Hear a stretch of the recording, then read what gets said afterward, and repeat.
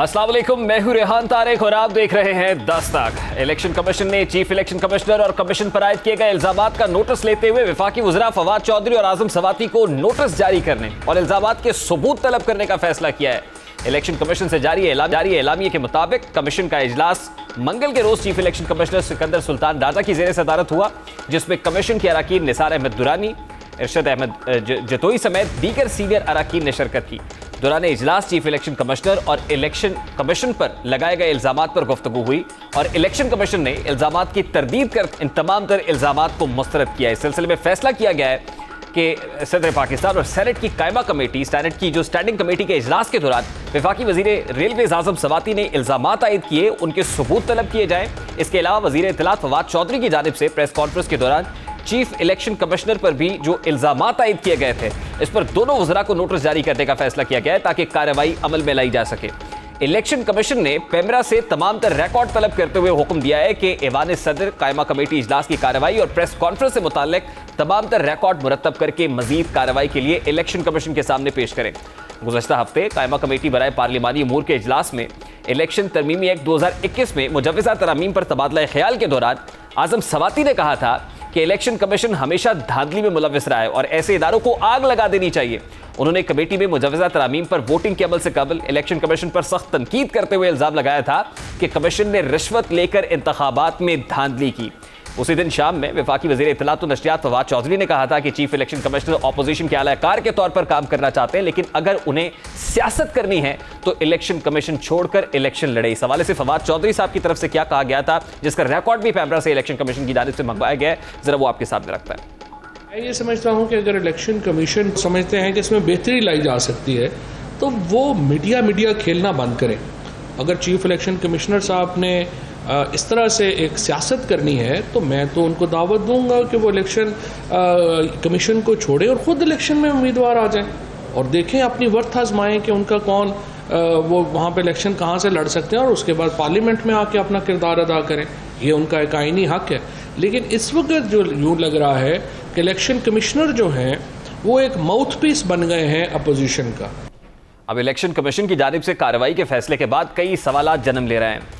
सवाल यह है कि इलेक्शन कमीशन क्या कार्रवाई कर सकता है, उसकी कार्रवाई का दायरा इख्तियार क्या हो सकता है, वज़रा के खिलाफ इलेक्शन कमीशन की तरफ से कार्रवाई क्या की जाएगी, क्या आइन असम्बली बिजनेस के दौरान आयद इल्जामात पर कार्रवाई का इख्तियार देता है, क्या हुकूमती वज़रा नाअहल हो सकते हैं, फवाद चौधरी और आज़म खान सवाती इल्जामात का सबूत दे पाएंगे, क्या वफाकी वज़रा इल्जामात पर इलेक्शन कमीशन से माफ़ी मांगेंगे। इन्हीं तमाम तर सवालात का जवाब आज वज़ीर इत्तलात फवाद चौधरी ने अपने एक ट्वीट में दिया है। फवाद चौधरी के मुताबिक कमीशन का एहतराम अपनी जगह, लेकिन शख्सियात के सियासी किरदार पर बात करना पसंद नहीं तो अपना कॉन्डक्ट गैर सियासी रखें। नोटिस आया तो तफसीली जवाब देंगे। वज़ीर इत्तलात ने मजीद कहा है कि बहसीत इदारा इलेक्शन कमीशन की हैसियत मुसल्लमा है, लेकिन शख्सियात गलतियों से मुबर्रा नहीं है और तनकीद शख्सियात के कॉन्डक्ट पर होती हैं, इदारे पर नहीं। इस तमाम तर मामले पर बात करेंगे। सबसे पहले इलेक्शन कमीशन ऑफ पाकिस्तान की कार्रवाई का दायरा इख्तियार क्या हो सकता है, बात करेंगे। साबिक secretary election commission of Pakistan Kunwar Dilshad साहब ने हमें ज्वाइन किया है। अस्सलाम वालेकुम कुंवर दिलशाद साहब, बहुत बहुत शुक्रिया आपके वक्त के लिए। सबसे पहले तो ये फरमाइएगा कि इलेक्शन कमीशन ऑफ पाकिस्तान ने ना सिर्फ कंडेम किया उन तमाम तर स्टेटमेंट्स को जो आज़म सवाती साहब और फवाद चौधरी साहब की तरफ से दी गई, बल्कि साथ ही साथ उनको नोटिस भी भिजवाए गए हैं। ये कहेगा कि इलेक्शन कमीशन के पास क्या पावर्स हैं, क्या कार्रवाई हो सकती है दोनों वफाकी वज़रा के against. Election commission of Pakistan ने जो आज नोटिस जारी किए हैं, ज़ाहिर है उन्होंने एक ये नोटिस भी जारी किए और शो का नोटिस जारी किए हैं, जिसकी बना पर उन्होंने सबूत मांगे हैं कि जो आपने इलेक्शन कमीशन और चीफ इलेक्शन कमीशन पर जो इल्जामात लगाए हैं उसका सबूत पेश करें। अब जाहिर है ये आइन के आर्टिकल 204 के तहत कार्रवाई हो रही है, जिसमें उनको कंटेम्प्ट ऑफ कोर्ट के तमाम इख्तियारात हासिल हैं, जो हाई कोर्ट के जज और सुप्रीम कोर्ट ऑफ पाकिस्तान के तमाम इख्तियारात जो हैं वो इलेक्शन कमीशन ऑफ पाकिस्तान के पास हैं। अब इस नोटिस के जवाब में अगर इन्होंने सबूत पेश ना किए, कह रहे हैं सबूत पेश करना बड़ा मुश्किल तरीन मरा होता है, तो सबूत पेश ना किए तो फिर इलेक्शन कमीशन पाकिस्तान के पास दो रास्ते हैं। पहला रास्ता यह है कि इन्होंने झूठ बोला, इल्जामात लगाए, तोहमत लगाई, तो इनको आर्टिकल 62(1)(f) के तहत हयात नाअहल करार दिया जा सकता है। आप कह रहे हैं कि आर्टिकल 204 के तहत इलेक्शन के पास जो है वो पावर्स मौजूद हैं और उसमें ऑब्वियसली अगर आप अदालत को बदनाम करते हैं या बसूरत दीगर कोई ऐसा फेल आपसे सरजद हो जाता है जिससे इदारे की या किसी शख्स की तज़हीक होती है जो उससे जुड़ा हुआ है, तो इलेक्शन कमीशन भी ऑब्वियसली एक ट्राइब्यूनल की हैसियत तो रखता है और चीफ इलेक्शन कमिश्नर के ऊपर जो इल्ज़ाम आयद किए गए हैं, आप ये कह रहे हैं कि उसके तहत 62F1 के तहत ये दोनों वज़रा डिस्क्वालीफाई हो सकता है। जी हाँ, यार डिस्क्वालीफाई हो सकते हैं। और दूसरा, अगर इलेक्शन कमीशन चाहे जो नरम एक आइन का आर्टिकल, वो है आर्टिकल 63(1)G, जिसमें कि अपने अदालत को बुरा भला कहना, जजों को बुरा भला कहना, उसमें अफवाज पाकिस्तान भी आ जाती है। तो उसमें ये ज़ाहिर है कि इलेक्शन कमीशन ऑफ पाकिस्तान का जो स्टेटस है आईनी और कानूनी तौर पर वो सुप्रीम कोर्ट के जज के बराबर है। तो ज़ाहिर है कि उन्होंने जजों की तौहीन लग गई है, तो उसको आर्टिकल 63(1)G के तहत इनको 5 साल के लिए नाअहल करार दिया जा सकता है। और इसी पे मैं बताता हूँ कि नियार हाशमी, दानियाल अजीज और तलाल चौधरी को जो 5 साल के लिए जो नाअहल करार दिया था सुप्रीम कोर्ट ऑफ पाकिस्तान ने, उन्होंने जजों पर जो है बड़ी तस्हीक अमेज गुफ्तगू की थी, तो वो इसी आर्टिकल 63(1)G के तहत वो 5 साल के लिए नाअहल करार दिए गए थे और उसमें रशीद भी खत्म हो गई थी। तो ये सारे मामले, अब ये इलेक्शन कमीशन उसी रास्ते पर चलना है, स्टेप बाय स्टेप चले। आर्टिकल 62(1)F बड़ा इंतहा पे चला गया, हयात की तोहमत लगाना, झूठ बोलना, इल्जामात लगाना, ये तो कुरान पाक में ऐसे शख्स जो तोहमत लगाता है, इल्जामात लगाता है, कुरान पाक ने उन पर लानत भेजी है। अच्छा कुंवर दिलशाद साहब, ये जो इल्ज़ाम पैसे पकड़ने का लगाया गया या कहा गया कि इलेक्शन कमीशन ऑफ पाकिस्तान जैसे इदारे को आग लगा देनी चाहिए जहां पर पैसे पकड़े जाते हैं, ये इल्ज़ाम तो वफाकी वज़ीर आज़म सवाती साहब की तरफ से लगाया गया और सेनेट की स्टैंडिंग कमेटी में हुआ, यानी पार्लियामान के अंदर हुआ। तो पार्लियामान में जो कार्रवाई होती है या प्रोसीडिंग्स होती हैं, उसको किसी अदालत में चैलेंज किया जा सकता है या उसके अगेंस्ट को कार्रवाई हो सकती है कुंवर दिलशाद साहब? वो होती है सेनेट के अंदर इजलास हो रहा हो तो वो होती है प्रोसीडिंग। ये तो कमेटी रूम नंबर 4 में हुई है और इसे एक दिन पहले मैं भी वही मौजूद था जब मैंने भी ब्रीफिंग दी थी, और ये नेक्स्ट डे ब्रीफिंग जो हुई इसमें आजम सवाती साहब नाराज हो गए। ये तो कमेटी रूम नंबर 4 में ये तमाम साथी बैठे होते हैं, एक कमेटी रूम होता है, एक माहौल होता है, कमेटी होती है ना। ये तो आईनी की सेनेट की कोई आईनी प्रोसीडिंग तो नहीं हो रही। आईनी प्रोसीडिंग मतलब यह है कि सेनेट का इजलास तो नहीं हो रहा, सेनेट के अंदर से इजलास नहीं हो रहा। सेनेट के अंदर के इजलास में तो कोई गैर मुंतखब जो है वो जो आम आदमी इसमें दाखिल नहीं हो सकता। ठीक है, अब मुझे ये बताइए सर कि एक पिटीशन जो है वो सुप्रीम कोर्ट ऑफ पाकिस्तान में भी है, चीफ इलेक्शन कमिश्नर की को बर्खास्त करने से मुताल्लिक, उनको ओहदे से अलहदा करने से मुताल्लिक एक हुकूमत की तरफ से पिटीशन दायर की गई है और उसके ऊपर भी हेयरिंग होने जा रही है, गालिबन कल उसके ऊपर हेयरिंग होगी। तो उसको किस तरह से देख रहे हैं आप? लेकिन ये चीफ इलेक्शन कमिश्नर और इलेक्शन कमीशन के मेंबरान, इनका जो तकर्रुर वो आईनी तौर पर तकर्रुर किया गया है और वो आईनी तकर्रुर है, आईनी पोस्ट है। उसको कोई मेरी ज़ाती राय में, नाक़िस राय में, मेरी इंतहाई नाक़िस राय और बड़े अदब एहतराम के साथ है हमारा सुप्रीम कोर्ट का रास्ता, ये बड़ा अदब एहतराम। मेरी जो नाक़िस राय है उसके मुताबिक ये होता है कि जो इसी तरह की जो कॉन्स्टिट्यूशनल पोस्टें होती हैं उनको सुप्रीम कोर्ट के जरिए चैलेंज करना मुनासिब नहीं है। उनके लिए आइन का आर्टिकल 209 है। अब अगर सुप्रीम कोर्ट ऑफ पाकिस्तान ने इनके खिलाफ दरखास्त दी है तो फिर सुप्रीम कोर्ट ऑफ पाकिस्तान यही उनको एडवाइस करने की पोजीशन में होगी कि आप उनको आइन के आर्टिकल 209 के तहत कार्रवाई करें और जुडिशल कमीशन में जाएं। हमारे पास तो इसका कोई चारा काफी है। बहुत बहुत शुक्रिया कुंवर दिलशाद साहब आपके वक्त के लिए। साबिक secretary election commission of Pakistan Kunwar Dilshad साहब हमारे साथ मौजूद थे। इलेक्शन कमीशन के इस रद्द-ए-अमल पर हुकूमती मौक़िफ़ जानेंगे। इस वक्त वज़ीर आज़म के मुआविन ख़ुसूसी पाकिस्तान तहरीक इंसाफ के रहनुमा मलिक आमिर डोगर साहब ने भी ज्वाइन किया है। अस्सलाम वालेकुम डोगर साहब, बहुत बहुत शुक्रिया आपके वक्त के लिए। डोगर साहब, इलेक्शन कमीशन की तरफ से ना सिर्फ भरपूर मज़म्मत की गई है उन बयानात की जो वफाकी वज़रा की तरफ से दागे गए, बल्कि नोटिस भी भिजवाए गए हैं। ये कहिएगा कि क्या सबूत दे पाएंगे आप लोग, क्योंकि पाकिस्तान तहरीक इंसाफ अगर ये समझती है कि इलेक्शन कमीशन पैसे पकड़ता है, ऐसे कॉन्स्टिट्यूशनल इदारे को आग लगा देनी चाहिए, तो आपके पास पैसे पकड़ने के या धांधली करने के कोई इल्जामात हैं, जानिबदारी के इल्जामात के सबूत आप फराहम कर सकेंगे इलेक्शन कमीशन को जो मांगे गए आपसे? इसका सबूत तो आज़म सवाती साहब और फवाद चौधरी साहब ही देंगे। लेकिन मैं अभी जो 2 दिन पहले कैंटोनमेंट बोर्ड के इलेक्शन हुए हैं उसके हवाले से अगर आप बताऊं, मुल्तान का, और उसके अलावा आज अभी प्राइम मिनिस्टर साहब की एक मीटिंग थी, मैं वहाँ से अभी आ रहा हूँ। बहुत सारी जगहों पर इलेक्शन कमीशन की जानिबदारी के शवाहिद और सबूत सामने आए हैं। मैंने खुद मुल्तान इलेक्शन कमीशन से रब्ता किया कि हमारे जो पोलिंग स्टेशंस थे वो चेंज करके मुखालफिन के कहने पे उनके इलाकों में रख दिए गए और वहाँ उन्होंने गुंडागर्दी की, बदमाशी की, हमारे वोटर्स को हरासा किया और 1-2 दिन पहले वहाँ फायरिंग हुई। लेकिन इलेक्शन कमीशन ने उन कैंडिडेट्स को कोई नोटिस नहीं दिया। तो एक जो जनरल एक एसेंस है ना, वो तो ये सामने आया है कि इलेक्शन कमीशन भी जानिबदार था। अब जहाँ तक सबूत की बात है, जो एडमिनिस्ट्रेटिव मामलात होते हैं ना, उनमें सबूत कोई नहीं देता ना कोई छोड़ता। ज़बानी ऑर्डर होते हैं कि आपने इस तरह करना है और इसको फेवर देनी है। नहीं, मैं डॉक्टर साहब उन सबूतों की बात कर रहा हूं कि अगर आजम सवाती साहब सेनेट की स्टैंडिंग कमेटी के अंदर ये कहते हैं कि इलेक्शन कमीशन ऑफ पाकिस्तान पैसे पकड़ता है, तो आपके पास इसका कोई एविडेंस है कि इलेक्शन कमीशन अगर ये सब कुछ करता है तो इसके वजह पैसे लेता है? मैं आपको बता रहा हूं कि इस तरह की चीज़ों का जिस इल्ज़ाम का आप जिक्र कर रहे हैं, इसका कोई सबूत नहीं होता, ना कोई सबूत छोड़ता है। बाकी जिनसे मुतल्लिक बात है, ज़्यादा बेहतर जवाब तो वो दे सकेंगे ना। ये तो बहुत बड़ी बात है सर। मैंने देखा है अभी हालिया इलेक्शन में, ये तो बहुत बड़ा इल्जाम है जो हालिया इलेक्शन में इलेक्शन कमीशन ऑफ पाकिस्तान पे लगाया और अगर उनके पास कोई सबूत मौजूद नहीं था तो आपको लगता है कि इतनी बड़ी स्टेटमेंट देनी चाहिए थी? इस बात का तो जवाब आप उन्हीं से लेना और सवाल भी उन्हीं से पूछे ना। मैंने तो आपको जनरल बात बता दी है। नहीं, आप ये कह रहे हैं कि इस तरह के मामलात में उमूमन सबूत होता नहीं है। मैं ये कह रहा हूं कि अगर सबूत नहीं होता तो क्या ऐसा स्टेटमेंट देना चाहिए? मैं भी आपसे जनरली पूछ रहा हूं।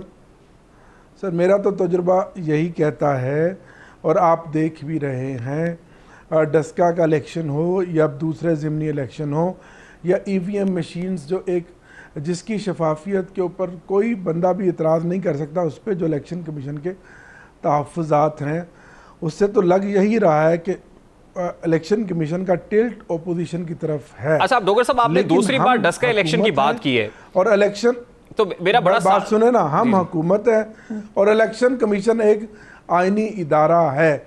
हुकूमत का ये काम होता है कि अपने आइनी इदारों के साथ मिलकर अफ़ाम व तफ़हीम के साथ गिविंग सरकमस्टांसेस में कोई रास्ता निकाला जाए। इसमें तो कोई दो राय नहीं कि prime minister Pakistan electoral reforms चाहते हैं, वो आने वाले 2023 के इलेक्शन। डॉक्टर साहब देखिए, आपने बड़ी खूबसूरत बात की है कि हुकूमत का काम होता है कि अपने आईनी इदारे के साथ मिल बैठकर अफ़वाम व तफ़हीम से मामलात को आगे लेकर चले। बड़ी खूबसूरत बात है, लेकिन अगर हुकूमत आईनी इदारे के सरबराह से मुताल्लिक ये कहेगी कि सरबराह जो है जानिबदार है, वो पैसे पकड़ता है, ऐसे इदारे को आग लगा देनी चाहिए, तो फिर अफ़वाम व तफ़हीम का कोई रास्ता निकलता है डॉक्टर साहब? और इलेक्शन लेकिन और ताली कभी एक हाथ से नहीं बचती। इस ईवीएम के मशीन के इशू पर मुझे पता है कि कई दिन से इलेक्शन कमीशन के साथ मज़ाकरात चल रहे थे और कई महीनों से मीटिंग्स चल रही थी, ऐवान सदर में भी, स्टैंडिंग कमेटीज़ में भी। वहाँ जो एक जेस्चर था ना, एक सामने एक जेस्चर नज़र आ जाता है ना कि रेहान भाई का मिलने का, बात करने का स्टाइल क्या है और वो किसके हक़ में बात कर रहे हैं और किसके हक़ में नहीं कर रहे। तो इतनी सारी चीज़ों को अखज़ करके ही एक नतीजा निकाला जाता है। अगर कोई मिनिस्टर प्रेस कॉन्फ्रेंस कर रहा है और पब्लिक में ये बात कर रहा है, तो इसका मतलब है कि उसके पीछे कोई ना कोई चीज़ तो है ना। डॉक्टर साहब देखिए, इलेक्शन कमीशन ऑफ पाकिस्तान को आपने ईवीएम से मुतालिक ब्रीफिंग दी, इलेक्शन कमीशन ने 37 जो उसके ऊपर ऑब्जेक्शंस थे, एतराज़ात अपने जमा करा दिए। आपका काम तो ये था कि आप उन एतराज़ात को दूर करते, जो इलेक्शन कमीशन के रिजर्वेशंस हैं, आप उन रिजर्वेशन से मुतालिक उनको एड्रेस करते। लेकिन उसका जवाब ये तो नहीं था कि आप इलेक्शन कमीशन से ये कहते कि आप पैसे पकड़ते हैं या आपके इदारे को आग लगा देनी चाहिए। आपकी बात को सेकंड कर रहा हूँ, एक बार नहीं, कोई एक इतराज़ नहीं, इसकी एतराज़ात की काफ़ी सारे मराहिल हैं जो वक्त के साथ साथ मिनिस्ट्री और हुकूमत दूर करती चली आई। लेकिन अगर आप ये कहें कि हमें बेसिकली ये मॉडल ही पसंद नहीं है, तो फिर आप क्या करेंगे? देखा ना, हुकूमत का तो काम है ना लेजिस्लेशन कराना और रिफॉर्म्स करना। Implement election commission of Pakistan ने जी डॉक्टर साहब, हुकूमत का काम इलेक्शन कराना नहीं है, इलेक्शन कराना तो इलेक्शन कमीशन ऑफ पाकिस्तान का काम है। और जिसने इलेक्शन कराना है, जिसने उस ईवीएम मशीन को, मैं बात की तस्दीक करूंगा, हुकूमत का काम है इलेक्शन को साफ शफाफ अंदाज में बेहतर करवाने के लिए रिक्वायर्ड जो कानून साजी है वो ये भी पार्लियामान का काम है ना सर, हाथ करना। पार्लियामान में भी उस पर ऑपोजिशन जमातों को बहुत सारे तहफ़्फ़ुज़ात हैं। हुकूमत सिर्फ हुकूमत ही तो नहीं है सर, उस पर दीगर स्टेक होल्डर्स भी देती है। वो माइंड रिफ्लेक्ट होता है पार्लियामेंट में कानून साजी के जरिए, और इसमें ठीक है, सियासी जमातों का ही रोल है जिन्होंने इलेक्शन लड़ना है। लेकिन ये जो स्टेटमेंट्स दिए जा रहे हैं, इससे तो हुकूमत और इदारों के दरमियान खलीज मजीद बढ़ेगा। मतलब आपने डस्का इलेक्शंस की बात की, आपने इलेक्शन कमीशन ऑफ पाकिस्तान की जानिबदारी से मुतालिक सवालात उठाए। डस्का इलेक्शंस के बाद वो जो प्रिजाइडिंग ऑफिसर्स थे, किसने उठाए, कहां ले जाए गए, इस हवाले से तो हुकूमत का काम था कि इंक्वायरी करती। क्या कोई रिपोर्ट आई आपके सामने? आपको याद होगा सेनेट के इलेक्शंस के अंदर कैमरे लगाए गए थे, वो कैमरे किसने लगाए, किसके इमा पर लगाए? हुकूमत का काम था कि इन्वेस्टिगेट करती, वो प्रॉप करती और उसके बाद अनफोल्ड होती चीजें। ये तो हुकूमत नहीं कर रही है। अगर ऐसे ही होता रहेगा तो फिर तो ये मामला ऐसे ही चलेंगे ना सर। आपकी इस तरह कह रहे हैं ना, आप तो जो बात कर रहे हैं वो वन साइडेड है ना, इस तरह नहीं है। बहुत सारी चीज़ें हैं, क्योंकि मैं अब नहीं चाहता कि मीडिया पे आपके सामने बैठकर ऑन एयर बात करूं। आप अपनी जगह ठीक कह रहे हैं, आपकी मौक़िफ़ ठीक होगा, लेकिन इस तरह है नहीं जिस तरह आप बात कर रहे हैं। देखिए डोगर साहब, वो जो भी बात है वो यकीनन कोई आपके पास जो भी अगर कोई ऐसी इंफॉर्मेशन है, हकायक है, आपको ज़रूर आपके पास अदालती चाराजोई भी कर सकते हैं आप इलेक्शन कमीशन ऑफ पाकिस्तान के सामने, उसको इन रिटन भी प्रेजेंट कर सकते हैं। इलेक्शन कमीशन तो एविडेंसेस ही मांग रहा है। मुझे सर ये बताइए कि ये जो कुछ हुआ है, इस पर election commission of Pakistan article 204 के तहत कार्रवाई कर सकता है? दोनों वज़रा अपनी नशिस्तें खो सकते हैं सर, वो 62F1 के तहत नाहल हो सकते हैं ताया। देखिए अब ये तो जो कानून है और इलेक्शन कमीशन है, या जो चीज़ें हैं वो जाने और उनका काम जाने, लेकिन इसका मेरी नज़र में वे फॉरवर्ड ये होना चाहिए कि ये जो खलीज है इलेक्शन कमीशन की और हुकूमत की, इसको कम होना चाहिए।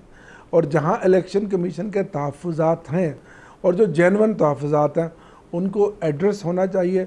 बिल्कुल डॉक्टर साहब, लास्टली मुझे ये कहिएगा, एक और बड़ा सादा सा सवाल है कि आप उसी चीफ इलेक्शन कमिश्नर की बरतरफी की दरख्वास्त सुप्रीम कोर्ट में लेके गए हैं, जो कॉन्स्टिट्यूशनल हैं और कॉन्स्टिट्यूशनली जिसको आपने अपॉइंट किया था, तो फिर वो कहते हैं कि ठीक है, आप आर्टिकल 209 के तहत सुप्रीम जुडिशल काउंसिल से रुजू करें, सुप्रीम कोर्ट ऑफ पाकिस्तान से क्यों रुजू करते हैं? और फिर ऐसे चीफ इलेक्शन कमिश्नर की बरतरफी से मुताल्लिक आप क्यों जो है वो आगे बढ़ रहे हैं कि जिनको खुद आपने अपॉइंट किया था? ये क्योंकि इंतहाई पेचीदा और कानूनी नुक्ता है और मैटर, क्योंकि आप वैसे भी जब कोर्ट में अंदर चला जाएगा तो मैं समझता हूँ कि जब इसके ऊपर मेरा कोई कमेंट देना बनता नहीं है, और इस चीज़ को हमें मीडिया में भी हाईलाइट नहीं करना चाहिए। अच्छा, मुझे फिर ये बता दें कि चीफ इलेक्शन कमिश्नर की बरतरफी का मुतालबा जो पाकिस्तान तहरीक इंसाफ हुकूमत कर रही है, क्या ये मुतालबा जायज़ है?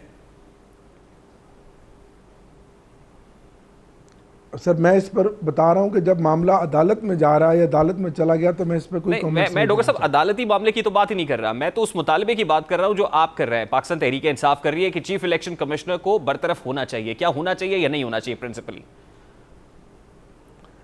सर मैं तो चाहता हूं कि इसका कोई बेहतर हल निकलना चाहिए। बहुत बहुत शुक्रिया डोगर साहब आपके वक्त के लिए। वज़ीर आज़म के मुआविन खुसूसी पाकिस्तान तहरीक इंसाफ के रहनुमा मलिक हामिद डोगर हमारे साथ मौजूद थे। भी एक ब्रेक लेंगे, ब्रेक के बाद आएंगे, बात करेंगे कि ताख़ीर से किए गए एक फैसले ने कैसे कौमी ख़जाने को 4 अरब रुपए का नुकसान पहुंचाया है।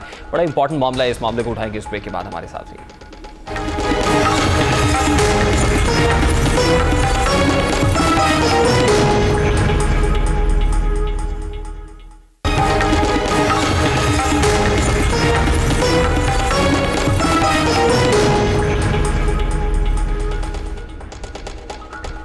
Welcome back. मुल्क में 20 किलो आटे की कीमत 1200 रुपए तक पहुंचने के बाद आज हुकूमत ने आवाम को आटा सस्ता होने की खुशखबरी सुना दी है। आज वजीर खजाना शौकत तरीन ने प्रेस कॉन्फ्रेंस करते हुए आवाम को खुशखबरी सुनाया गया कि हुकूमत फ्लोर मिल्स को गंदम जारी कर रही है, जिसके बाद मुल्क में आटा हो जाएगा। आज फाइनेंस मिनिस्टर प्रेस कॉन्फ्रेंस करते हुए क्या कह रहे थे, सबसे पहले उसकी एक झलक आपके सामने रखता है। जो फार्मर है और खरीदार है उसका मिलाप करते हैं, बीच में से आड़ती शाड़ती निकालते हैं। उससे दुनिया में यही होता है, दुनिया में ये आड़ती शाड़ती नहीं होता। मिडिल मैन 400%, 500% नहीं करता और फार्मर को एक्सप्लॉइट नहीं करता। तो हम एक बड़ा साइंटिफिक री इंजीनियरिंग कर रहे हैं, प्रोसेस री इंजीनियरिंग के, फार्मर से लेके रिटेलर तक जो है क्या क्या बीच में स्टेजेस हैं, जिसमें ज़ाहिर है फार्मर की स्टेज है, फिर जिसने खरीदा उससे वो ट्रांसपोर्ट करके लेके जाता है मंडियों से आगे जाके रिटेल जाती है। तो यहाँ जो भी एलिमेंट्स हैं वो कितना प्रॉफिट ले रहे हैं, ये इसकी हम अभी स्टडी, पूरी साइंटिफिक स्टडी मैं करवा रहा हूँ 8-10 चीज़ों की। हमने रिलीज बंद कर दी थी मई में, क्योंकि वो हार्वेस्ट आ गई थी और उस वजह से, लेकिन अब फिर से हमने रिलीज शुरू कर दी। चीज़ न्यूज़ ये है कि हमने जो वीट है उसकी जो रिलीज प्राइस है वो 1950 रुपया कर दी है। उससे जो है आप देखेंगे कि अगले चंद दिनों में आटे की कीमत गिरेगी और इंशाल्लाह काफ़ी गिरेगी। फाइनेंस मिनिस्टर की इस प्रेस कॉन्फ्रेंस का जो हिस्सा हमने आपको दिखाया है, असल में इसके दो कंपोनेंट्स पर बात हो रही है। नंबर वन, जिस पे फाइनेंस मिनिस्टर बात कर रहे हैं वो आड़ती या मिडिल मैन के किरदार को मिनिमाइज करने की बात कर रहे हैं, उसको खत्म करने की बात कर रहे हैं, क्योंकि वो ये समझते हैं कि रिटेलर तक पहुंचने तक कीमतें 400 गुना बढ़ जाती हैं। अब आड़ती का किरदार खुद कैसे ही हुकूमत पैदा करती है, कैसे उसको खेलने का मौका दिया जाता है, ये सब हम आपको आज बताएंगे कि असल में गंदम की कीमत बढ़ने में मिडिलमैन कैसे इस अपॉर्चुनिटी को कैपिटलाइज करता है और कैसे वो अपना किरदार अदा करता है। दूसरी बात रिलीज की हो रही है। अब अप्रैल में मुल्क में गंदम की नई फसल आने के बाद मुल्क में 20 किलो आटे की कीमत में 290 रुपए इजाफा हो चुका है। हुकूमत अपनी गलतियों पर पर्दा डालने के लिए आवाम को हर बार नई तारीखें दे रही है। रवा साल हुकूमत ने गंदम खरीदारी का टारगेट पूरा करने के लिए बड़े पैमाने पर खरीदारी की, जिससे मार्केट में गंदम कम हुई। इसी दौरान मिडिलमैन ने गंदम खरीद कर स्टॉक कर ली, जैसे फ्लोर मिल्स को गंदम खरीदारी में दुश्वारी का सामना रहा। इस वक्त भी सरकारी गोदामों में 37 लाख टन गंदम मौजूद है, जो स्टेटेड रिकॉर्ड है, जो हुकूमत क्लेम करती है कि 37 लाख टन गंदम के रिजर्व्स हमारे पास मौजूद हैं, जिसे हुकूमत की जानिब से रिलीज करने का अब ऐलान किया गया है, क्योंकि इस ऐलान में ताखीर हुई और ताखीर से मिडिलमैन को इस अपॉर्चुनिटी से फायदा उठाने का मौका मिला। सवाल यह है कि पंजाब में गंदम का हालिया बहरान आखिर पैदा कैसे हुआ, आटे की कीमतें क्यों बढ़ी। रवा बरस पंजाब हुकूमत ने गंदम की कीमत 1800 रुपए फी मन मुकर्रर की। उस वक्त 20 किलो आटे की कीमत 1060 रुपए थी, लेकिन जब हुकूमत ने फ्लोर मिल्स को गंदम की खरीदारी की इजाजत दी तो उस वक्त ओपन मार्केट में गंदम की कीमत 1950 रुपए से 2000 रुपए तक हो गई। इस वक्त आटे का 20 किलो थैला 1080 रुपए से 1090 रुपए का था। फिर 18 अगस्त के बाद आटे की कीमतों में इजाफा हुआ और इसकी कीमत 1230 रुपए से 1240 रुपए तक पहुंच गई, क्योंकि ओपन मार्केट में एक मन गंदम की कीमत 2330 यानी 2330 रुपए तक जा पहुंची। सवाल यह है कि महकमा खुराक क्या कर रहा है? क्या उसकी जिम्मेदारी सिर्फ सालाना गंदम की खरीदारी या फ्लोर मिल्स को सरकारी गंदम तक महदूद करना है? ओपन मार्केट में जब गंदम महंगी होना शुरू हुई तो इसे कंट्रोल करने के लिए कोई इकदाम क्यों नहीं उठाया गया, इसको रेगुलेट क्यों नहीं किया गया? सरकारी गंदम का इजरा अक्टूबर से होगा, इसका माफिया ने फायदा उठाया और गंदम की कीमतों में इजाफा शुरू कर दिया, जिसका नतीजा यह है कि आटे के नर्ख आज तारीख की बुलंद तरीन सतह पर पहुंच चुके हैं। इसी दौरान पंजाब में सरकारी नर्ख कम और सिंध में ज्यादा होने के बायस गंदम की बड़ी मिकदार सिंध में स्मगल भी कर दी गई, क्योंकि आपको याद होगा कि सिंध के अंदर सपोर्ट प्राइस 2000 थी, पंजाब में 1800 थी। ऑब्वियसली जब इंटरनेशनल मार्केट के अंदर गंदम कम होगी तो सिंध का ताजर, सिंध का ट्रेडर पंजाब का रुख करेगा और यहां से गंदम उठाकर सिंध शिफ्ट की जाएगी, जिसका हुकूमत की जानिब से कोई नोटिस नहीं लिया गया। अब एक बार फिर सपोर्ट प्राइस बढ़ाई गई है। पंजाब, खैबर पख्तूनख्वा और बलूचिस्तान तो इस फैसले को तस्लीम कर लेंगे, लेकिन क्या सिंध इसी सपोर्ट प्राइस को मुकर्रर करेगा जो पंजाब ने मुकर्रर की है? क्योंकि उसने गंदम की सरकारी खरीदारी का रेट ऑलरेडी 2000 रुपए फी मन मुकर्रर किया। अब 1950 रुपए में इसे ना सिर्फ 50 रुपए फी मन बल्कि गंदम संभालने के अखराजात से भी नुकसान होगा। ये तमाम चीजें इंतजामी उमूर से मुताल्लिक थी। इस वक्त अगर तमाम सूबों में कीमतों में हमाहंगी पैदा कर ली जाए तो अब सरकार जो गंदम रिलीज कर रही है, सरकारी गंदम, उसके यकसा नर्ख मुकर्रर हो सकते हैं। इसमें सियासी क़यादत और इंतजामिया दोनों बराबर के शरीक हैं। हुकूमत की जानिब से ताखीर फैसलों पर अपोजिशन जमातें खुलकर तनकीद कर रही है। अब जो ताखीरी फैसले हो रहे हैं, रहनुमा मुस्लिम लीग नून शाहिद खान अब्बासी ने गंदम बहरान पर स्कैंडल्स के खिलाफ तहकीकात और नैब कार्रवाई का मुतालबा कर दिया है। मीडिया से गुफ्तगू में उनका कहना था कि आज ताज़ा तरीन स्कैंडल मुल्क में गंदम का है। हुकूमत से मुतालिक नैब ने खामोशी का रोज़ा रखा हुआ है। एक दिन यह हकायेंगे कि नैब क्यों खामोश था। अब गंदम स्कैंडल से मुतालिक शाहिद खान अब्बासी ने आज क्या कहा है, जरा उसकी झलक आपके सामने रखता है। इस हुकूमत के बाद बहुत कुछ छुपाने के लिए आज का जो ताज़ा तरीन स्कैंडल है वो गंदम का स्कैंडल है कि $125 फी टन इजाफी कीमत अदा करनी पड़ रही है। उस पे इंक्वायरी कमीशन बैठ गया। ये वो इंक्वायरी कमीशन है जिसने चीनी की भी इंक्वायरी की थी, जिसने दवाइयों की भी इंक्वायरी की थी, जिसने पेट्रोल की भी इंक्वायरी की थी, LNG की इंक्वायरी की थी। यहाँ से हासिल कुछ नहीं हुआ आज तक, किसी पर इल्जाम नहीं लगा। मुल्क का सैकड़ों अरब का नुकसान जरूर हो गया और नैब तो खैर उन्होंने खामोशी का रोजा रखा हुआ है। जहाँ तक हुकूमत का ताल्लुक है वो तो खामोश ही रहेंगे। हुकूमती फैसलों में ताखीर का खमियाजा आवाम भुगत रहे हैं, जबकि यही ताखीर हुकूमत के लिए एक नए स्कैंडल की बुनियाद भी बन रही है।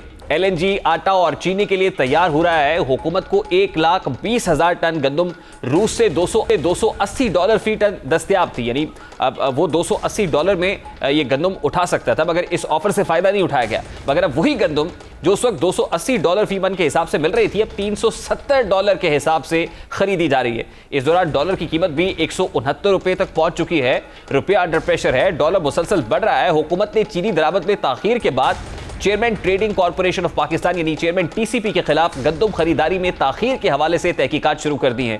उस वक्त 280 की थी, आज $370 में खरीदी जा रही है। सरकारी खजाने को तकरीबन 4 अरब रुपए का टीका लगाने के मुतरादिफ है। माजी में हुकूमत ने स्ट्रेटेजिक रिजर्व्स बढ़ाने के लिए गंदम खरीदारी का फैसला किया, लेकिन ट्रेडिंग कॉर्पोरेशन और इक्तिसादी राब्ता कमेटी ने गैर मामूली ताखीर का मुजाहरा किया, जिससे आलमी मार्केट में गंदम की कीमत में इजाफा हुआ और 1,20,000 टन गंदम खरीदारी के दौरान कौमी खजाने को 1 अरब 82 करोड़ 52 लाख रुपए का टीका लगाया जा रहा है। जबकि गुज़श्ता चंद हफ्तों में डॉलर की कीमत में तेजी से इजाफा हुआ है, जिसका बराह रास्त नुकसान ज़र मुबादला के ज़खायर को बर्दाश्त करना पड़ेगा। और अगर इस नुकसान को भी जमा कर लिया जाए तो ये 4 अरब से तजावुज कर चुका है, यानी इस स्कैंडल से नेशनल एक्सचेकर को 4 अरब का नुकसान हो रहा है।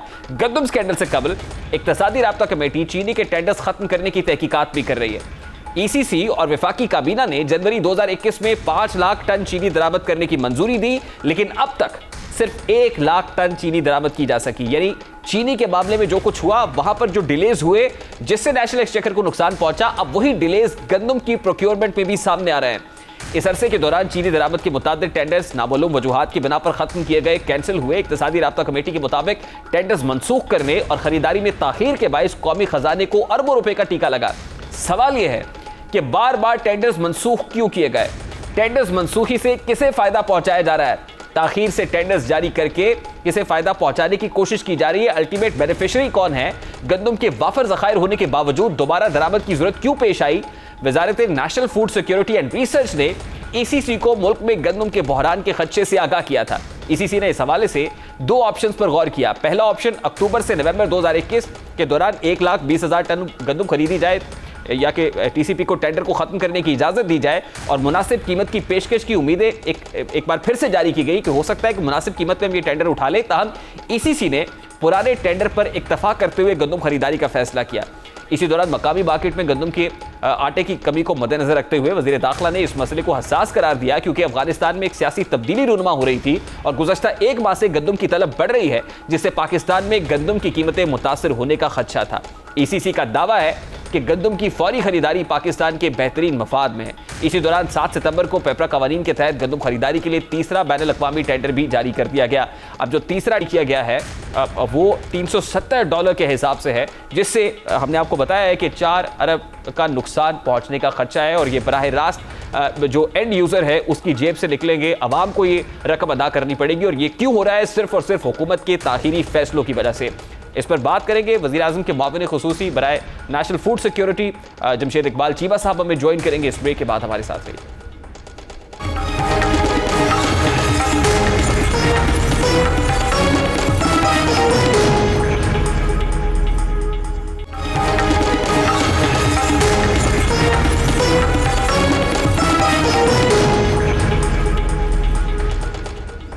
Welcome back. इस वक्त वज़ीर आज़म के मुआविन ख़ुसूसी पाकिस्तान तहरीक इंसाफ के रहनुमा जमशेद इकबाल चीमा साहब हमारे साथ मौजूद है। अस्सलाम वालेकुम चीमा साहब, बहुत बहुत शुक्रिया आपके वक्त के लिए। चीमा साहब, सबसे पहले तो ये फरमाइएगा कि गंदम रिलीज़ करने का फैसला आज हो गया है, लेकिन क्या इस फैसले में हुकूमत ने बहुत ताख़ीर नहीं कर दी?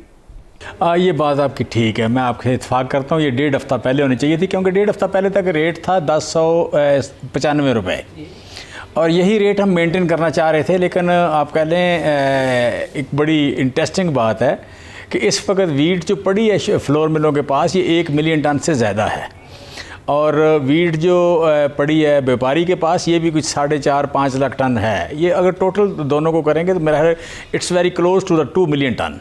सो वो 2 मिलियन टन के लगभग जो है वो ये नहीं है कि उनके पास वीट ख़त्म हो गई तो रेट बढ़ाया। वो चाहते हैं कि रेट उनकी ख्वाहिश थी कि गवर्नमेंट रेट ज़्यादा अनाउंस करे, ताकि जो वीट उनके पास पड़ी है वो ज़्यादा महंगी बिके और मुनाफा ज़्यादा हो, और वो आर्टिफिशियल एक प्राइस राइज़ कर रहे थे।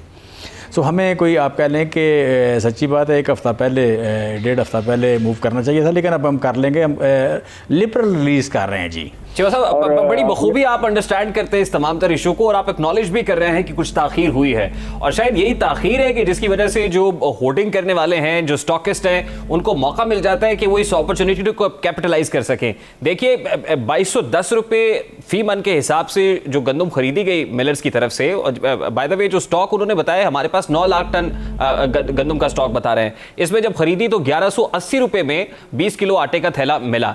लेकिन इसी दौरान आज जब वजीर खजाना ने यह बताया कि जो मिडिल मैन है उसकी मौजूदगी की वजह से रिटेलर तक पहुंचते पहुंचते चीज 400 गुना बढ़ चुकी होती है उसकी कीमत, तो आपको नहीं लगता कि यही फैसले हैं जिसकी वजह से जो मिडिल मैन है, जो आड़ती हैं या जो इसको कैपिटलाइज करते हैं, वो फायदा उठा जाता है?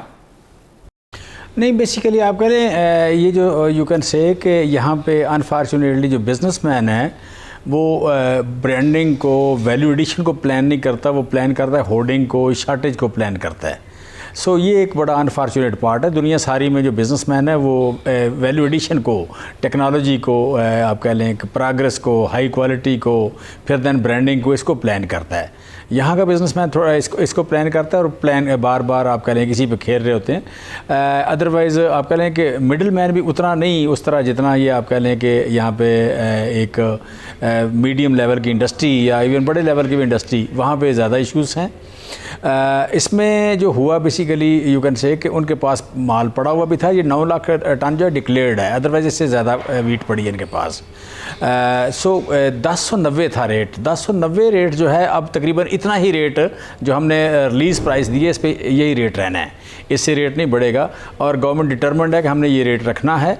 और जो प्राइवेट सेक्टर के पास गंदम पड़ी है उसका भी रेट यही होगा, क्योंकि इन्होंने 1800 रुपये पर खरीदी थी, अब 1950 रुपये की पैरिटी के हिसाब से बेचेंगे तो इनके they have a good earning. अच्छा चीमा साहब, एक और इंटरेस्टिंग फैक्टर भी है इसके अंदर। देखिए, जो रिलीज प्राइस 1950 रुपये मुकर्रर की गई है, आपको नहीं लगता कि इसमें भी कुछ जल्दबाजी का मुजाहरा किया गया है? इसमें शायद अभी सोच विचार हो सकती थी और देखा जा सकता था कि दीगर प्रोविंसेस क्या करता है।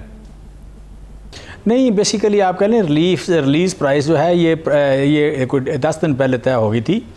प्राइम मिनिस्टर साहब की और शौकत तरीन साहब और मैं और खुसरू बख्तियार साहब और फ़हर इमाम साहब, ये 4 लोगों की कमेटी में ये बात अंडरस्टैंडिंग हो गई। और फिर मेरी ड्यूटी लगी कि मैं सूबों के साथ आप कह लें कोऑर्डिनेट करूं, और सूबों के साथ मैंने नेक्स्ट डे कोऑर्डिनेट कर लिया जी। और सूबों का चूँकि होता है ये सब्जेक्ट सूबों का है, मरकज़ तो ऑलरेडी जारी कर रहा है, लिहाजा सूबों का सब्जेक्ट है, तो सूबों के अपनी अपनी जो कैबिनेट के इजलास हैं, कैबिनेट के इजलास में बेसिकली कैबिनेट डिसीजन होता है, तो कैबिनेट का इजलास किसी का जुमेरात को होता है, किसी का जुमे को होता है। So this was the reason कि या अगर सर्कुलेशन में कैबिनेट में जाए तो टाइम। मैं इस तनाजुर में पूछ रहा हूं कि जिस वक्त हमारे यहाँ गंदम की कीमत पंजाब में 1800 थी, उस वक्त सिंध के अंदर 2000 रुपये थी, और बहुत ज़्यादा गंदम जो है वो पंजाब से सिंध में भी ट्रांसपोर्ट हो जाती है। अब जब 1950 होगी, सिंध की तरफ से कोई रेट आना बाकी है, तो इस खदशे को कैसे रोकेंगे कि पंजाब से गंदम सिंध की तरफ ना जाए? नहीं, बेसिकली आप कह रहे हैं उनके सेक्रेटरी साहब मौजूद थे और उनका यही था कि जी हमारे मिनिस्टर साहब भी और चीफ सेक्रेटरी साहब भी, उनका यही डिसीजन है कि मेरे पास मैंडेट तकरीबन ये है कि जी मैं जो बाकी सूबों की कीमत होगी वही रखूँगा।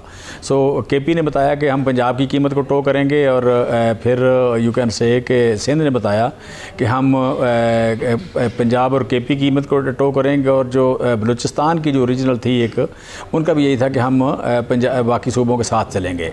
लिहाजा वहाँ बाई एंड लार्ज यही स्पिरिट थी कि हम एक ही कीमत देंगे, लिहाजा कीमत एक ही दी जाएगी, इसमें 2 कीमतें नहीं हैं। ये तो एक बड़ा रिमार्केबल स्टेप होगा और अचीवमेंट होगी कि अगर सूबों की तरफ से एक ही कीमत कोट की जाए, क्योंकि सपोर्ट प्राइस जो पंजाब ने अनाउंस की थी और सिंध ने जो सपोर्ट प्राइस अनाउंस की, फिर आप दीगर बहुत सारे डिसीजंस में देखें कि कहीं ना कहीं इख्तलाफ होता है सूबों के दरमियान। जी, इस मीटिंग के मिनट्स मौजूद हैं, मीटिंग के मिनट्स मौजूद हैं, उसमें बाकी कंसेंसस लिखा हुआ है। और एक चीज़ जो लिखी हुई है कि जी सिंध जो है अपनी कैबिनेट से पूछ के कीमत फाइनल करेगा, बाकियों की आलमोस्ट कीमत जो है फाइनल थी। लिहाजा और पंजाब की ये आप कह लें थी, वज़ीर आज़म साहब की भी यही थी, और पंजाब भी विद लेटर एंड स्पिरिट यही कह रहा था कि हमारी जो एक्सपेंस जो आप कह लें इंसिडेंटल एक्सपेंस हैं, जो फ्रेश बाइंग है उनकी, उसके हिसाब से 1950 रुपये के लगभग है हमारी कास्ट। उसी कास्ट पे हम देंगे, इसमें हमें कोई 100 रुपये के लगभग हमें इसमें देनी पड़ेगी सब्सिडी। लेकिन हम गरीब लोग जो हैं, जो पुअर जो है या लोअर मिडिल क्लास, उसके लिए 44% लोगों को हम आटा पिछले साल की कीमत पे दे रहे हैं। हम उनको आटा दे रहे हैं 860 रुपये के बैग के हिसाब से, यानी पिछले साल 43 रुपये किलो, 43 रुपीज़ किलो आटा था, और इस साल 55 रुपये का लगभग आटा होगा। जो 12 रुपये का डिफरेंस है वो 9.5 किलो एवरेज एक बंदा आटा खाता है। पाकिस्तान में कंजम्पशन जो हमारी है 115 किलो के हिसाब से 9.5 किलो महीने की बनती है। सो 9.5 किलो जो आटा है वो आप कह लें कि यू कैन से उसका जो डिफरेंस है आप कह लें 12 रुपए का पर केजी, तो ये तकरीबन 120 रुपए के लगभग बढ़ेगी। वो तो फाइनेंस मिनिस्टर ने बता दिया कि टारगेटेड सब्सिडी भी जो है वो देने जा रहे हैं मुख्तलिफ सेक्टर्स के अंदर। लेकिन और बड़ा इंपॉर्टेंट और इंटरेस्टिंग फैक्टर ये है कि जब आप ये क्लेम कर रहे हैं कि 4 मिलियन टन गंदम के रिजर्व्स आपके पास मौजूद है, लेकिन स्ट्रेटेजिक रिजर्व्स को रखने के लिए आप इंपोर्ट कर रहे हैं, तो जब इंपोर्ट की बारी आती है तो 1,20,000 टन गंदम दरामद करने के लिए जो रशिया की ऑफर मौजूद थी तकरीबन $280 फी टन के हिसाब से, वो हमने रिजेक्ट की। और अब गंदम की जो प्राइस है जिस हिसाब से हम ये गंदम इंपोर्ट करने जा रहे हैं 1,20,000 टन, वो $370 फी टन के हिसाब से है। तो इस ताखीर से ये फैसला भी हुआ है जो नेशनल एक्सचेकर को नुकसान पहुंच रहा है।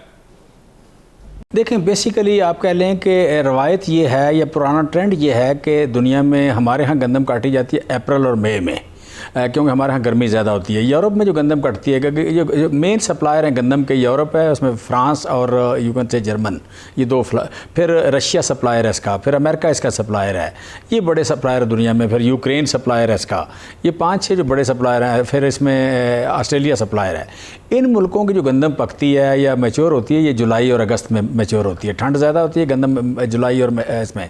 सो रवायती तौर पर या हिस्टोरिकली गंदम मई जुलाई और अगस्त में लोएस्ट प्राइस होती है।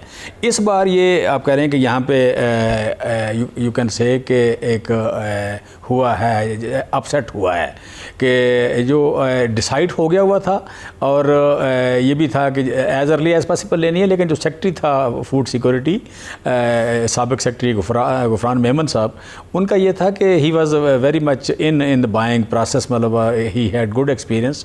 तो उनका ये था कि जुलाई और अगस्त जो है ये मिनिमम प्राइस होती है, तो सर अगर 1 महीना और लेट हो जाए, कर लें, या ये तो मैं कर रहा हूँ थोड़ा आप कह लें कि गैर महसूस अंदाज में डिले कर रहा हूँ। सो इसकी अंडरस्टैंडिंग बेसिकली ये थी, अदरवाइज ऐसा वो गलत अंदाजा होने की वजह से जो नेशनल एक्सचेकर को नुकसान पहुंच रहा है सर, कि कहा $280, कहा $370, फर्क तो पड़ता है ना फिर चीमा साहब।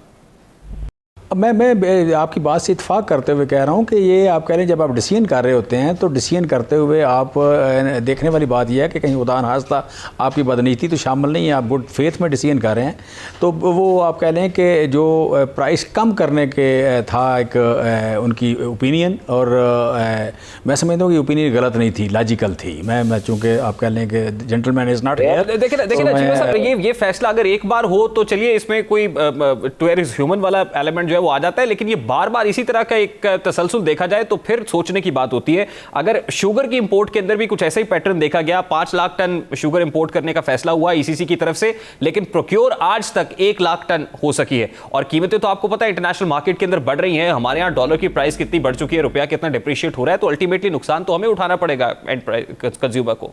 उसमें मैं समझता हूँ उतने प्राइस नहीं बढ़ी, ये थोड़ा सा जो है एक उनकी जो है ना टीसीपी का जो इंचार्ज वो भी चेयरमैन टीसीपी, उसने कोई लेट की है, डिले हुई है उसकी एलसी ओपनिंग। तो उसमें ये कि हमें जो दूसरा ये था कि पुरानी कैलकुलेशन, पुरानी तो नहीं नई कैलकुलेशन थी कि 16,000 टन डेली चीनी होती है, बट लेटेस्ट जो प्रूव हुआ है सारा, जब बड़ा थ्रेश होल्ड किया है तो इसमें कोई आलमोस्ट को 18,000 टन के लगभग कंजम्पशन जो है वो सामने आ रही है। सो इसमें यू कैन से कि फिर होल्डिंग जो है जब चीज़ को महंगी हो रही थी, होल्डिंग ज़्यादा है तो से ज़्यादा है। सो इसमें आप कह लें कि थोड़ी सी जिसे कहते हैं ना एक अर्ली एक गैप को ब्रिज करने के लिए थोड़ी एक पार्शियल क्वांटिटी मंगवाई जा रही है, अदरवाइज वो ठीक है। This is of something serious sir, serious concern तो बनता है यहाँ पे। मुझे ये बताइए कि आपने कुछ सोचा है कि चेयरमैन टीसीपी की तरफ से ये जो बार बार गफलत हुई है, इस पर what action are you going to take against him? ऐसी कोई बात हो रही है? It's a serious concern, it's a serious concern, और डेफिनेटली मैं समझता हूँ कि यू कैन से कि PM is angry with him, और definitely his minister is also angry with him. बहुत बहुत शुक्रिया चीमा साहब आपके वक्त के लिए। पाकिस्तान तहरीक इंसाफ के रहनुमा जमशेद इकबाल चीमा हमारे साथ मौजूद थे। रिलीज़ का फैसला तो हो गया है, लेकिन गंदम के इन रिजर्व्स को अब बरकरार रखना, और ख़ासतौर पे जिस हिसाब से गंदम इंपोर्ट की जा रही है, जिन नरखों पर ली जा रही है, अब क्या सस्ते दामों ये गंदम मिल पाएगी कॉमनर को? ये सवालात अपनी जगह पर कायम है। अभी एक ब्रेक लेंगे, ब्रेक के बाद वापस आएंगे, बात करेंगे कि निज़ाम तालीम में अजब करप्शन की गज़ब कहानी है, और सिंध से एक कहानी सर उठा रही है। ये कहानी क्या है आपको बताएंगे इस ब्रेक के बाद। हमारे साथ ही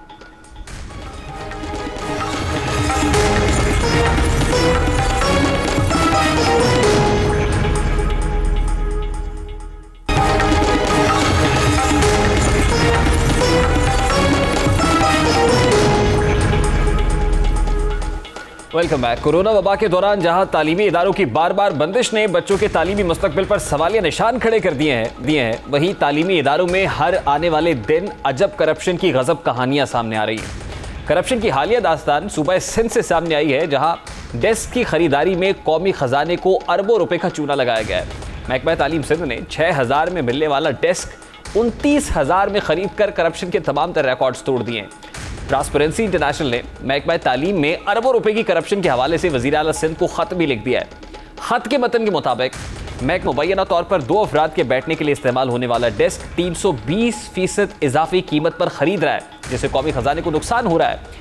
school education and literacy department ने 10 जून 2021 को सूबे के स्कूल्स में इन डेस्कों की सप्लाई और डिलीवरी के लिए 4 ठेके दिए थे। इन ठेकों के तहत एक डेस्क का तखमीना लागत है वो 23,985 रुपए से 29,500 रुपए के दरमियान है। या ये बात हैरानकुन है कि इतनी ही तादाद में डेस्कों की खरीदारी के लिए महकमा तालीम 2 साल कबल 17 फरवरी 2019 को भी ऐसा ही ठेका जारी कर चुका है। इस ठेके में मिलने वाली बोलियों में एक डेस्क की ज्यादा से ज्यादा कीमत 5700 यानी 5,700 रुपए से 6,860 रुपए बशमूल टैक्सेस थी। इसी दौरान 5,700 बोली भरने वाले जो वेंडर हैं उन्होंने 37,120 डेस्क, जबकि 6,860 बोली लगाने वाले ने 14,060 डेस्क देना थे। लेकिन महकमा तालीम ने इन वेंडर्स को टेंडर जारी नहीं किए। अब जिस फर्द को ठेका जारी किया गया है वो 5700 रुपये फी डेस्क की बजाय 23,985 रुपये फी डेस्क यानी 320% महंगा डेस्क देगा, और इसे महकमा तालीम की तरफ से प्रोक्योर भी किया जा रहा है। यकीनन महकमा सिंध की तालीम सिंध की कारकर्दगी पर बहुत बड़ा एक सवालिया निशान है। महकमा सिंध जो है वो इस हवाले से गुड गवर्नेंस के दावे करता है, सूबाई हुकूमत के ऊपर की परफॉर्मेंस के ऊपर, उनकी गवर्नेंस के ऊपर यकीनन एक क्वेश्चन मार्क तो है कि जहाँ पर गवर्नेंस के दावे तो किए जाते हैं, लेकिन वहीं पर कैसे एक्सचेकर को नुकसान पहुँचाया जा रहा है। यकीनन जो टैक्स पेयर की मनी है उसको इस तरह से इस्तेमाल किया जाएगा तो यकीनन आम आदमी ये सवाल पूछने में हक बजानिब तो है कि हुजूर ये अवाम का पैसा है, ये सरकार का ये बेदरेक इस्तेमाल करने के लिए पैसा नहीं है। यकीनन ये सवालात तो बनते हैं, और फिर वज़ीर आला किस तरह से इस करप्शन को कर्ब करेंगे जो उनकी नाक के नीचे हो रही है। प्रोग्राम का वक्त अपने इख्तिताम को पहुंचा। आपसे मुलाकात होगी इंशाल्लाह कल। अपना रखिएगा ख्याल।